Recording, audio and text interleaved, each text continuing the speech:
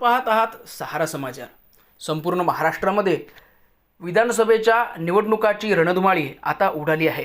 प्रत्येक संभाव्य उमेदवार आपल्याला तिकीट कशी खेचून आणता येईल या दिशेने आपले पावलं टाकत आहे। अशातच अखिल भारतीय पत्रकार संघाचे संस्थापक अध्यक्ष श्री मनोहररावजी सुने ते एक ज्येष्ठ पत्रकार असून भारतीय जनता पक्षाचे ते जिल्हा उपाध्यक्ष आहेत। त्यांची सविस्तर मुलाखत आज आपण विधानसभेच्या दृष्टिकोनातून घेतली आहे। सोबतच 1990 पासून म्हणजे स्वर्गीय विनायकदादा कोरडे जे की अमरावती जिल्ह्याचे पालकमंत्री होते आणि भारतीय जनता पक्षाचे एक मंत्री होते, स्वर्गीय विनायकदादा कोरडे यांच्या कारकिर्दीपासून श्री सुने साहेब हे भारतीय जनता पक्षाला जुळले आहेत असं देखील त्यांनी बोलताना सांगितलं। सोबतच भाजप पक्षाला वाढवण्यासाठी त्यांनी मोठ्या प्रमाणात काम केलं आहे। त्यांची एक पत्रकार बांधवांसाठी पतसंस्था देखील आहे। शेतकऱ्यांकरिता एका कंपनीची देखील त्यांनी स्थापना केली असून सध्या त्यांची संत्रा खरेदी सुरू असून संत्रा उत्पादक शेतकऱ्यांसाठी कसे दिवाळी साजरी करता येईल, कसं चांगलं आपल्याला उत्पादन घेता येईल, कसा त्याचा फायदा सर्वसामान्य कास्तकाराला होईल याचा सविस्तर विचार त्यांनी केला आणि त्याच्यावर देखील एक ते मोठा प्रोजेक्ट एक मोठी प्रयोग करणार आहेत असं देखील त्यांनी आम्हाला बोलताना सांगितलं। सोबतच त्यांच्या कार्यकर्त्यांनी आम्हाला सांगितलं की सर्वांना सोबत घेऊन चालणारा एकमेव व्यक्तिमत्व म्हणजे माननीय मनोहरजी सुने साहेब आहेत अशी देखील त्यांच्या कार्यकर्त्यांमधून भारतीय जनता पक्षाच्या कार्यकर्त्यांमधून अशी हाक ऐकायला मिळाली होती। 1990चा आपण जर बघितलं तर 1990मध्ये विनायकरावजी कोरडे माजी पालकमंत्री अमरावतीचे होते आणि ह्या सविस्तरमध्ये आपण सर्व सविस्तर चर्चा या मुलाखतीमध्ये आपण बघूयात। काय एकंदरीत विनायकदादा कोरडे यांचे संबंध सुने साहेबांशी आलेत तेव्हापासून तर आज आदरणीय बच्चूभाऊ कडू हे अचलपूर मतदारसंघाचे प्रतिनिधित्व करत आहेत। तर आतापर्यंत एकंदरीत भारतीय जनता पक्षाचं काम त्यांनी काय पाहिलं काय नाही सविस्तर आपण जाणून घेऊया। आपल्यासोबत आहेत मनोहरजी सुने, आमचे प्रतिनिधी रुपेशजी फरगुंडे यांनी त्यांची सविस्तर मुलाखत घेतली। बघूया मुलाखत। नमस्कार, आपण पाहता सहारा समाचार। सहारा समाचारच्या द ग्रेट भेटमध्ये ते ग्रेट व्यक्तिमत्व आहे ते अमरावती जिल्ह्याची परिचित व्यक्तिमत्व आहे आणि आज अमरावती जिल्ह्यातील शिरसगाव गावामध्ये आणि छोट्याशा शिरसगाव गावामधून त्यांनी उत्तुंग भरारी घेतली आहे आणि मनोहररावजी सुने ते व्यक्तिमत्व म्हणजे मनोहररावजी सुने यांचं व्यक्तिमत्व आणि त्यांचं कार्य करण्याची क्षमता, त्यांनी पत्रकारितेतून पत्रकारांच्या भविष्यासाठी त्यांनी एक अखिल भारतीय ग्रामीण पत्रकार संघटना स्थापन केली आणि ते आज संस्थेचे संस्थापक अध्यक्ष आहेत आणि या संस्थेमार्फत या पत्रकारितेमार्फत आणि पत्रकारांच्या उज्ज्वल भविष्यासाठी त्यांनी पत्रकार ही पतसंस्था काढली आणि एकमेव अशी पतसंस्था आहे की संपूर्ण भारतामध्ये पत्रकार पतसंस्था आहे आणि त्या पत्रकार पतसंस्थेच्या माध्यमातून अनेक लोकांना त्यांनी कर्ज वितरित केले आणि पत्रकारांच्या भविष्यासाठी ते कार्य करत राहतात। अशातच त्यांनी शेतकरी आणि जे शेतमजूर शेतकरी आहेत आणि शेतकऱ्यांच्या भल्यासाठी त्यांनी एक चांगला उपक्रम राबविला आणि त्यांनी जे फळ प्रक्रिया केंद्र आहे ते फळ प्रक्रिया केंद्राची फॅक्टरी काढली आणि शेतकऱ्यांचा जो माल आहे तो माल उच्च भावामध्ये घेऊन शेतकऱ्यांना फायदा देण्याचा कार्य त्यांनी केलेला आहे आणि त्यासोबतच त्यांनी पत्रकारितेतून राजकारणामध्ये आले आणि राजकारणामध्ये त्यांनी भारतीय जनता पार्टीकडून जिल्हा परिषद सदस्य म्हणून त्यांनी पद भूषवलं आणि आरोग्य सभापती म्हणून त्यांनी कार्यभार सांभाळला आणि त्या काळात त्यांनी अनेक विकासात्मक कामे केली आणि अशातच आपल्यासोबत जे भारतीय जनता पार्टीचा जो वलय होता विनायकदादा कोरडे होते 1990 साली आणि 1990 पासून त्यांच्या खांद्याला खांदा लावून ते भारतीय जनता पार्टी कार्य करतात। आज ते जिल्ह्याचे उपाध्यक्ष पद आहे आणि पुढे भविष्यामध्ये विधानसभा निवडणुका लागणार आहे आणि ते या मतदारसंघाचे भारतीय जनता पार्टीचे उमेदवार म्हणून आपण पाहत आहे आणि संभाव्य उमेदवार म्हणून ते समोर येतात। अशाच आपल्यासोबत मनोहररावजी सुने आहे आणि त्यांची ग्रेट भेट आहे, त्यांच्याशी आपण चर्चा करणार आहोत आणि संपूर्ण माहिती आपण त्याच्याकडून जाणून घेऊ। भाऊ, आपल्या डोक्यामध्ये तुम्ही म्हणजे वयात असतानाच तुम्ही पत्रकारितेमध्ये आले, तुम्हाला कशी प्रेरित झाली की पत्रकारिता करावं आणि राजकारण समाजकारण याबद्दल काय सांगाल? सामान्याच्या ज्या व्यथा असतात या व्यथा दूर केल्या पाहिजे, जनसामान्यांना न्याय मिळाला पाहिजे ही एक प्रमुख भूमिका होती। आणि आपण पाहत आहे की आपल्या देशांतर्गत जे राजकीय पक्ष आहेत आणि जे काही समाजसेवी सेवक म्हणले जातात यांच्यापासून जनसामान्यांना पाहिजे तसा न्याय मिळत नाही आणि ते न्यायापासून वंचित राहतात। त्याकरता पत्रकार हा एक समाजाचाच घटक आहे, परंतु या पत्रकाराच्या माध्यमातून आपण त्यांना न्याय देऊ शकू या उद्देशाने मी 1986 मध्ये पत्रकारिता सुरू केली लोकमत या वृत्तपत्रातून आणि त्या माध्यमातून अनेक विकासात्मक कामे सुद्धा त्या माध्यमातून केली आणि त्यांना जनसामान्यांचा न्याय कसा मिळेल यासाठी त्या वृत्तपत्रातून मी समस्या त्या मांडल्या. त्या समस्या त्या वृत्तपत्रातून मांडत असताना मला लोकांनी जवळ केलं आणि तुम्ही सुद्धा जनप्रतिनिधी जर बनले तर तुम्ही यापेक्षा जास्त न्याय देऊ शकाल. त्या उद्देशाने मी 2000 जिल्हा परिषदेला निवडून गेलो आणि त्याच्यानंतर 2012ला पुन्हा मला संधी मिळाली.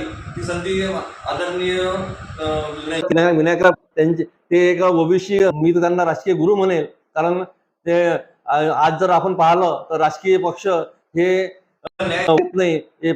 एक प्रकारचा म्हणजे अमनशाही पक्षामध्ये कोणताही जर पक्ष पाहिला तर ते त्या पक्षामध्ये ओबीसीला न्याय मिळत नाही. ही आजची स्थिती आहे. ओबीसीसाठी खूप मोठे आंदोलन अधिवेशन होतात, परंतु आपण ओबीसी प्रवर्गातून या महाराष्ट्र विधानसभेत ओबीसीचा जास्तीत जास्त जर आमदार निवडून गेले तर आपण त्या ओबीसीचे जे घटक आहेत, बारी, तेली, माडी, बाकी इतर जे घटक आहेत, त्या सर्वांना आपण न्याय देऊ शकू, ही त्या मागची भूमिका होती. आपल्याला आश्चर्य वाटेल का पत्रकार हा जनसामान्याचा एक चांगला घटक आहे आणि लोकशाहीचा चौथा आधारस्तंभ आहे. या आधारस्तंभामुळे मला लोकांनी अक्षरशः इतकं जवळ केलं का लोकांना हे म्हणजे रस्ते नाल्यापेक्षा आपण त्यांच्या कामात कसं पडू. पोलीस स्टेशनचे कामं असतात, तहसीलचे कामं असतात, हे कामं मी त्या पत्रकाराच्या माध्यमातून केले. आणि मी ज्यावेळेस मी फॉर्म भरला होता 2003 माझा अपक्ष फॉर्म होता, परंतु विनायकराव दादांनी मला भारतीय जनता पार्टीचा बी फॉर्म देऊन मला निवडून आणलं. त्याच्यानंतर 2012 सुद्धा त्याच प्रकारे सद्य वस्तुस्थिती त्या होती आणि त्यावेळेस सुद्धा माझ्या विरुद्ध बलाढ्य उमेदवार होते. त्यांनी लाखो रुपये खर्च केले आणि माझे काय फक्त 40,000 रुपये खर्च. आणि याला महत्व द्यावं लागेल पत्रकारितेला, कारण पत्रकारिता ही अशी आहे का त्यामधून आपण राजकीय नेत्यापेक्षा आपण जनसामान्यांना न्याय देऊ शकतो. आणि याच माध्यमामुळे मी देशातील एकमेव सहकारी पतसंस्था ही शिरसगाव कसबा येथे स्थापन केली. कारण देशामध्ये कुठेही पत्रकाराची सहकारी पतसंस्था नाही आहे, ती आपण या ठिकाणी स्थापन केली. कारण उद्देश एकच होता का वृत्तपत्रामध्ये बातमी लिहिणं किंवा लेख लिहिणं हा एक प्रकारचा एक छंद असतो आणि जो वृत्तसंकलन करणारा पत्रकार असतो तो बातमी संकलन करता बाहेर जातो तेव्हा त्यांचे जे कुटुंब ते एक वाऱ्यावर सोडल्यासारखे असते.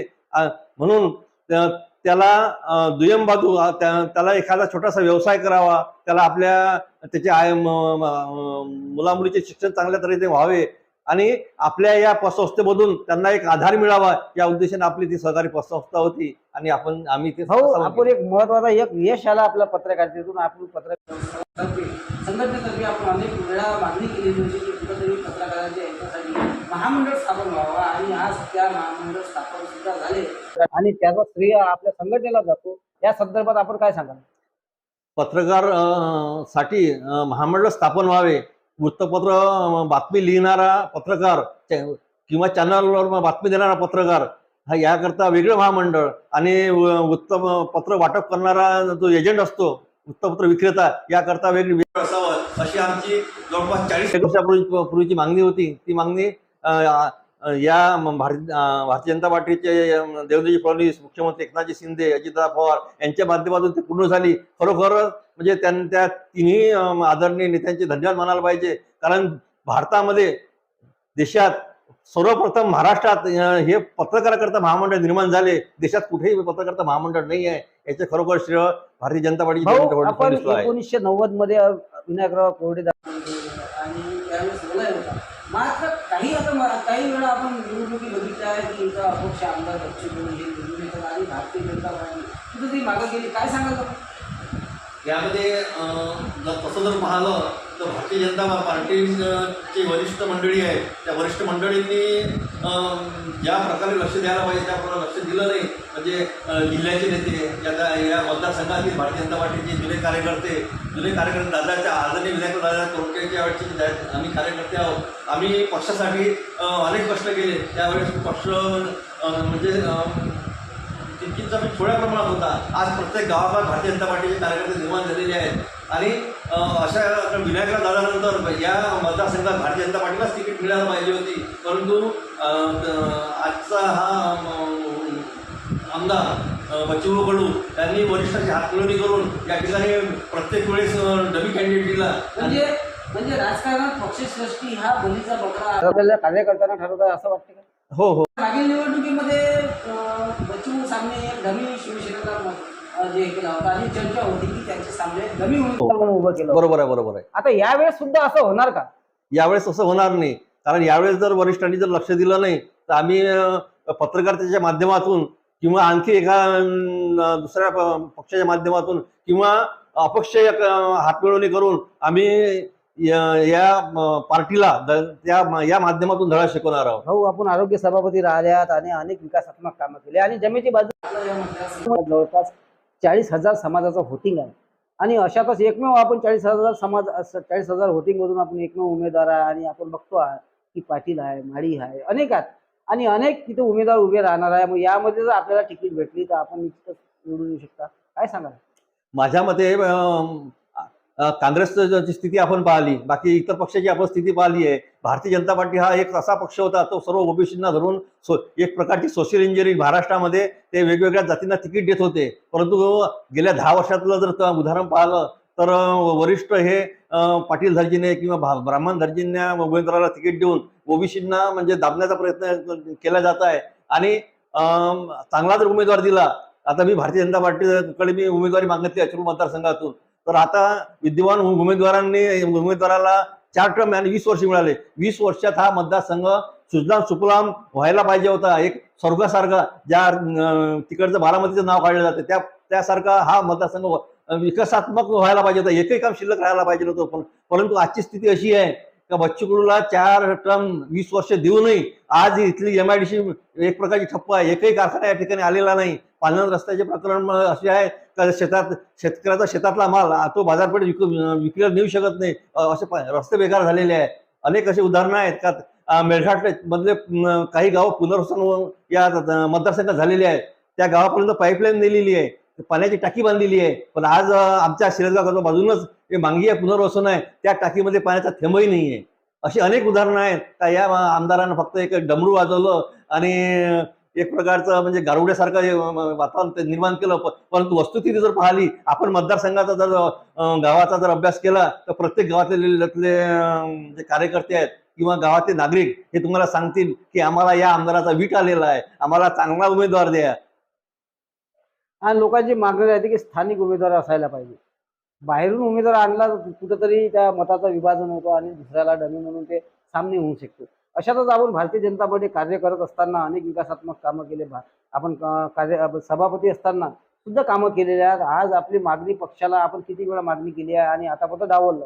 मात्र यावेळेस जर डावललं तर आपली पुढची भूमिका काय राहणार? तुमचा प्रश्न बरोबर आहे. मी 2012 मध्ये सुद्धा मागणी केली होती. त्याच्यानंतरचा जो पंचवार्षिकची पुन्हा टर्म आहे त्यावेळेस सुद्धा मागणी केलेली आहे. आणि भारतीय जनता पार्टीकडे मी मागणी अशी केली का तुम्ही ओबीसीला न्याय द्या, कारण महाराष्ट्रामध्ये जर तुम्ही सोशल इंजिनिअरिंग केलं तर पुन्हा आपली भारतीय जनता पार्टीची सत्ता महाराष्ट्रात येऊ शकते. आणि त्यांनी जर यावेळेस लक्ष दिलं नाही तर पूर्ण महाराष्ट्रात म्हणजे जे आश्चर्य वाटेल असं काहीतरी म्हणजे घडून जाईल. कारण भारतीय जनता पार्टी मी उमेदवारी मागताना माझ्याकडे त्या उमेदवारी मागण्याकरिता म्हणजे ठोस मुद्दे आहेत. कारण 2012 मध्ये मी अर्थ व आरोग्य सभापती असताना मी पूर्ण जिल्ह्यामध्ये तर फिरलोच होतो, परंतु या अचलपूर मतदारसंघातील प्रत्येक गाव मला माहीत आहे. या मतदारसंघातला प्रत्येक समाज मला माहीत आहे. या मतदारसंघामध्ये माळी किती आहेत, तेली किती आहेत, कोष्टी किती आहेत, धनगर किती आहेत, अनुसूचित जमातीचे लोक किती आहेत, अनुसूचित जातीचे लोक किती आहेत आणि त्याचे नेते कसे आहेत. प्रत्येक सर्व समाज सर्व पक्षीय नेत्याशी माझा संपर्क झालेला आहे. त्याच्यामुळं मी माझी उमेदवारी म्हणजे पक्की समजतो आणि मला भारतीय जनता पार्टीने मला ते या वचन मतदारसंघातून उमेदवारी द्यावी. आणि जर अशी जर उमेदवारी जर दिली नाही तर कदाचित पक्षाने जर मला सांगितलं का तुम्ही यावेळेस थांबा, मग तुमच्यासाठी आम्ही वेगळं मागच्या वेळेस आपल्याला उमेदवारी देण्याचे आश्वासन दिले होते. उमेदवारी देण्याचे आश्वासन दिले होते किंवा मग तुम्हाला म्हणजे आम्ही दुसऱ्या चांगल्या ठिकाणी तुम्हाला आम्ही स्थान देऊ, तुम्हाला एखाद्या चांगल्या ठिकाणी तुमची निवड करू. परंतु प्रत्येक वेळेस मला डावलल्या गेलं. आणि मला असं वाटतं की मी एक ओबीसी प्रवर्गातील एक बारी समाजातील मी असल्यामुळं मला वरिष्ठ डावलत आहे आणि हे एक चुकीचं आहे. ज्या प्रकारे काँग्रेसमध्ये संस्कृती होती तीच संस्कृती आज भारतीय जनता पार्टीमध्ये रुजत आहे, राबविल्या जात आहे. ही चुकीची प्रथा आहे आणि भारतीय जनता पार्टीच्या वरिष्ठ नेत्यांनी जर आज या घडीला जर विचार केला नाही तर महाराष्ट्रात वेगळे उदाहरण झाल्याशिवाय राहणार नाही.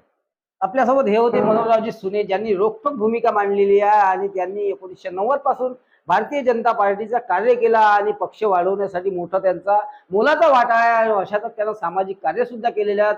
अनेकदा त्यांनी सभापती असताना त्याच्यानंतर त्यांनी आमदारकीची मागणी केली होती, मात्र त्यांना कुठंतरी पुढील टर्ममध्ये आपण त्यांना उमेदवारी देऊ, मात्र कोणी ना कोणी कुठंतरी तडजोड, पक्षाची तडजोड आणि मतदारसंघ दुसऱ्याला सोडणे, अशातच आज सुद्धा भारतीय जनता पार्टीचे 4 उमेदवारीच्या या रिंगणामध्ये आहेत आणि इच्छुक उमेदवार आहे. यामध्ये प्रथम दावेदार मनोहररावजी सुने आहेत आणि मनोहरराव सुने यांचा भारतीय जनता पक्षाला खूप मोठं योगदान आहे आणि पक्ष वाढवण्यासाठी त्यांनी शिरसगाव गावातून तर संपूर्ण मतदारसंघ त्यांनी पिंजून काढलेला आहे आणि सर्व दांडगा संपर्क आहे. सर्व जातीचे, समाजाचे, सर्व त्यांचे मतदार किती आहेत या सर्व संपूर्ण अभ्यास असलेले व्यक्तिमत्व आपल्यासोबत जुळले होते आणि त्यांनी रोखठोक भूमिका मांडली आहे. कदाचित जर मतदारसंघात जर दुसरी सीट मिळाली तर मतदारसंघाचं भविष्य पुन्हा तेच होणार आहे आणि त्यासाठी त्यांनी यावेळेस त्यांनी रोखठोक भूमिका मांडून त्यांनी मागणी केली आहे. त्यांना जर ही उमेदवारी मिळाली तर निश्चितच ते भारतीय जनता पार्टीचे सफल सक्सेस उमेदवार होतील आणि ते निवडून सुद्धा येण्याची शक्यता त्यांनी वर्तवली. आपल्यासोबत मनोहररावजी सुने यांनी आपल्याला मुलाखत दिली, त्याबद्दल मी त्यांचे आभार व्यक्त करतो आणि सहारा समाचारला द ग्रेट भेट या कार्यक्रमाला त्यांनी मुलाखत दिली. सहारा समाचार बघूया पुढील आढावा.